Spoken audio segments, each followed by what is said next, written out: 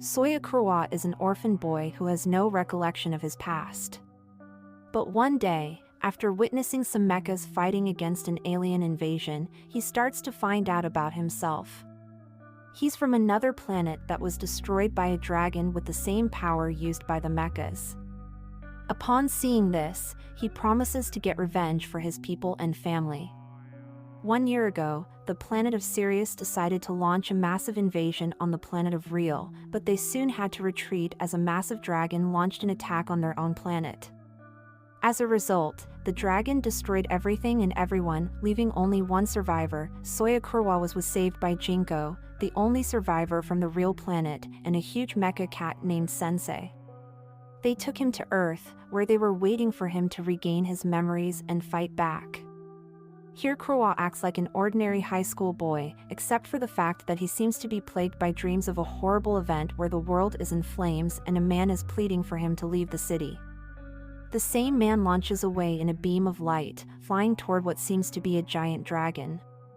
Kurwa, left standing worried and confused, is swallowed by smoke that explodes from the impact of the colliding dragon and beams of light. Waking up in a cold sweat, Kurwa rises and checks a nearby book on the meaning of dreams, which states that dreams of a dragon symbolize growth and change while implying good luck. At school, he has lunch with Nozomi, his friendly class republic. She asks about his friends, and he solemnly says that he doesn't have any, since he doesn't know what to talk with them about. Kurwa reveals his lack of memories as well as the loss of his family, and Nozomi apologizes profusely, but he says it doesn't bother him even though not remembering is surprising. Back in class, Kurwa's mind is drifting when he feels a random urge to look towards the window.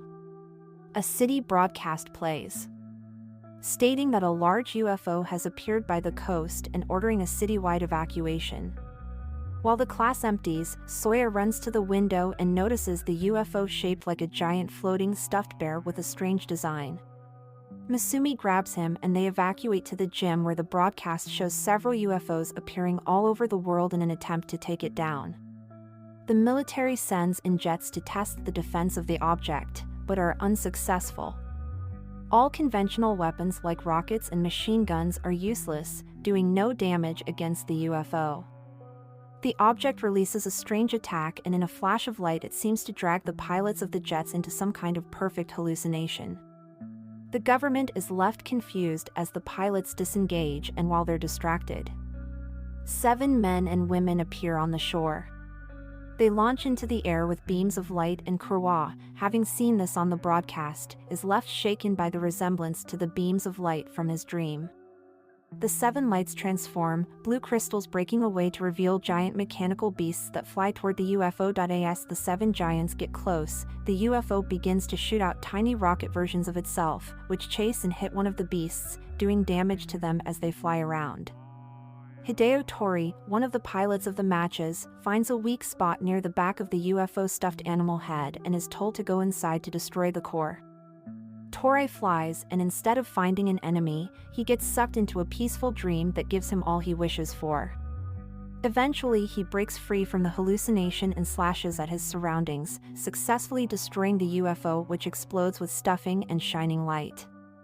With news helicopters incoming, the 7 go their separate ways, flying off in different directions to be untraceable. While watching the battle take place on the news, Kurwa gets a strange phone call from Jinko, telling him to find her and Sensei outside. Once they meet up, Kurwa learns that he is meant to destroy the mechanical beasts and take their powers, though he doesn't understand why yet. Regardless, he listens and pursues the same pilot who destroyed the UFO earlier in the day. Hideo, upon landing far away from his comrades, finds himself facing a disguised Kurwa who demands he give up his power. He refuses, of course, so Sensei swallows Kira's body, forcing him to transform into a smaller, yet strong cat-like match. Feeling threatened, Hideo transforms and Kurwa is appalled by the sheer difference in size. The video match is huge compared to the cat match, but Jinko offers her encouragement by promising him a good meal for dinner. Yelling with excitement, Kurwa dashes towards the beast, dodging his swing and grappling the leg of the giant. He heaves and throws the match down, then launches himself into an overhead smash. Hideo blocks him with a shield of power, but Kurwa reflexively summons a large hammer which slams into and crushes the giant match. It explodes with a burst of light, and Hideo gets his necklace taken from him by Jinko. He weakly asks if this is Nebula's power. She throws the necklace to Kurwa and he wonders uncertainty if he is being used by them, taken and to be their personal soldier. Kurwa catches the necklace and his mind is flooded with memories of destruction, fire, and a dragon, the same as his dream. Their power is the same one used by the dragon that destroyed his planet in rage. He demands Hideo to return and tell his team that he will come for them, swearing to defeat them all. Kurwa is angry and feels like he's being used and decides not to go to school anymore, to instead focus on his revenge. He asks if Jinko and Sense are the ones who created the UFO from the previous day. But they tell him no. Shiroi proclaims that he will stay with them, but expresses his anger at being made a soldier and states that he hates both the power and Sensei. Shiroi realizes that another UFO or nebula weapon has appeared in the sky and he makes his way home as the 6 members of Grand Paladin fight over the ocean, Hideo excluded. Kurwa and his group watched from nearby. Jinko and Sensei explained the difference between themselves, the pacifist faction, and the strange weapons. The Sealing faction, their pacifist faction, prefers to watch over the humans from the sidelines, while the Sealing faction deploys their weapons to stop humans from evolving into a more dangerous race. Meanwhile, Mu, a pilot of one of the mechanical beasts, is successfully able to destroy the core of the nebula weapon. She lands back on the island with her best friend and fellow pilot. Harumi, where Kurwa is waiting for them, demands that they give him their power, but the girls refuse. Confident to be fighting together, all 3 of them transform and Nu immediately begins an attack, her match spiraling forward rapidly to try and hit Kurwa first. While he successfully dodges to the side, Harumi's match grabs and throws him onto the ground. Nu charges forward with her spiral attack, and this time it connects, throwing Kurwa into the rocks behind them. Mute charges once again, but Kurwa summons his hammer and uppercuts the match. The force launches them both into the air and Mu's match explodes. Ginkgo snatches the girl's stardust necklace. Harumi catches Mu in her fall, but when they all land, Ginkgo says that Sensei wants them to retreat. Kurwa, however, is confident in his victory and wants to continue fighting. Sensei's choice is proven wise though, as the other pilots of Grand Paladin land nearby and surround Kurwa. Bojinka and Sensei advise him to let himself be captured. Kurwa yells for the paladins to fight him each one-on-one. 2 of the mechanical beasts charged toward him, but Kurwa dodged. Mecha tries to grab him, but Kurwa uses it to jump toward Harumi's match while she throws a punch. Kurwa summons his hammer and destroys one arm, but Harumi grips him by the neck and smashes him into the ground. In a final attempt, Kurwa uses his hammer to destroy the arm holding him, then sprints toward Grand Paladin's chairman, hoping to end the fight quickly. Surprisingly, the older man jumps backward and transforms, counterattacking Kurwa's blow with an overwhelming laser, completely melting through the mountain behind them, destroying Kurwa's cat mecha hand in the process.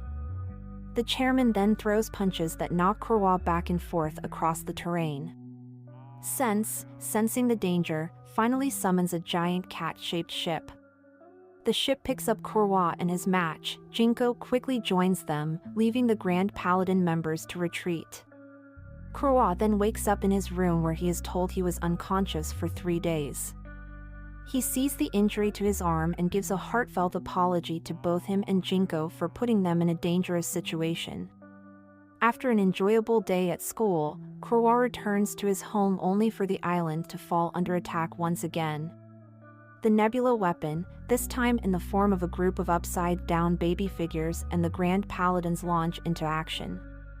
Harumi leads the charge on the nebula weapon, and after the team locates the core, she rushes in to destroy it, hoping to avenge her defeat.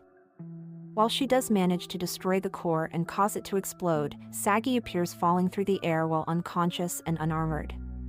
Kurwa is surprised to see his new friend with the Grand Paladins, but lets it go despite looking disappointed. Meanwhile, Harumi takes her mecha and flies to Sensei's giant cat ship. Finding them all standing on top, she challenges Kurwa to a one-on-one battle, where he accepts and transforms.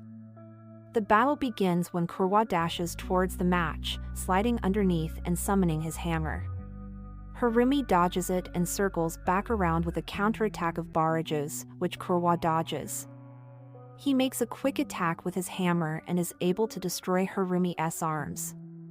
He tries to finish her quickly, but Harumi, refusing to lose in front of Mu, becomes increasingly enraged with the dark power. She regrows her arms and she attacks with renewed vigor. Kurwa summons his hammer and once again lands a strong blow to her body, but Harumi's armor somehow reacts to her intense emotions, and she transforms into a powerful dragon. Harumi becomes unresponsive, her power is taking control, and the dragon begins attacking everything around. The Nika and Yasuke from the Grand Paladins reluctantly team up with Kurwa to pacify Harumi before she destroys anything else, but her dragon form is too powerful. Sensei decides to use its cat doping form, which is far stronger, more agile, and can fly. Unfortunately though, it still isn't enough, as any attacks Kurwa makes seem to regenerate with no effect. Myo comes screaming her friend's name to try and bring Harumi back to normal. Jinko spots her in the chaos and decides to help, bringing Myo to Kurwa and telling him to throw them toward the dragon. Trusting Jinko, he launches the two into the mouth of the dragon, where Myo was finally able to reach Harumi, shattering the dragon form. Ginkgo manages to steal Harumi's power in the chaos, but Harumi and Myo are fine with the result. Throughout the school day, Kurwa seems plagued by memories of his brother. The next day, another nebula weapon attacks. Takiza and Yasuke, the only active members of Grand Paladin left, try to fight and aim for its core. Ginkgo tells Kurwa about the nebula weapon and how it uses its target's dreams to sap their motivation, essentially sealing them from any greater ambition and their basic needs. Takiza and Yasuke manage to destroy the core, but a large snake emerges from the explosion as a separate entity.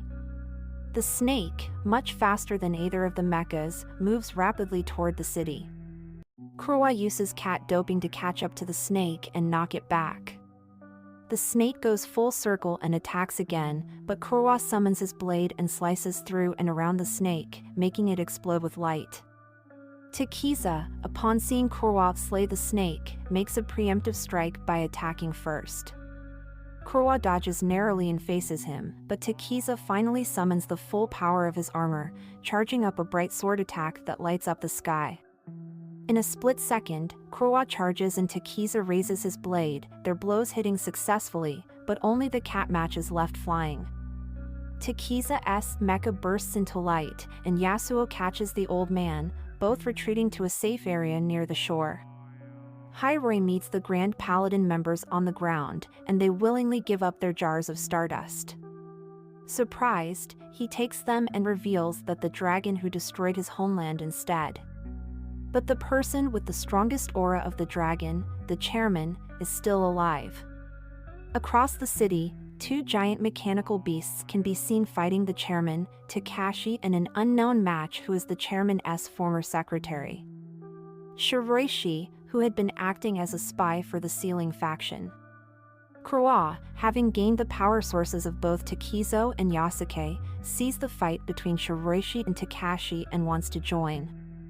However, Sensei tells him to go back to the spaceship first and then wait for them to show up. He asked Ginkgo to enter the cat mecha with Soya so they'll have the power of two people. Shiroishi, using the power of the Sealing faction, teleports Takashi to the spaceship where Kurwa waits. Kurwa tackles him with such strong speed and intensity that creates a massive crater. Takashi, weak from his battle against Shiroishi and seeing the situation is dire, somehow transforms into a dragon and charges his strongest attack. His laser builds up into an immense ball of power. Hyroi charges in to save the town below. He smashes his sword into the dragon's jaw, forcing it to fire the blast towards the sky. In an intense struggle to keep the dragon from pushing back, Kurwa remembers his brother and how he was the one who saved him in his dream all those nights ago. This brings him courage, and despite the pain of such an attack, Kurwa is able to hold the dragon's jaw and keep the town below safe. Once the attack runs dry, Kurwa charges at an equally tired and bruised Takashi, cutting at him with an intense slash that cuts the dragon mecha into pieces. Takashi lies on the floor, defeated for a moment. Kurwa sees his brother standing nearby, staring at the city below.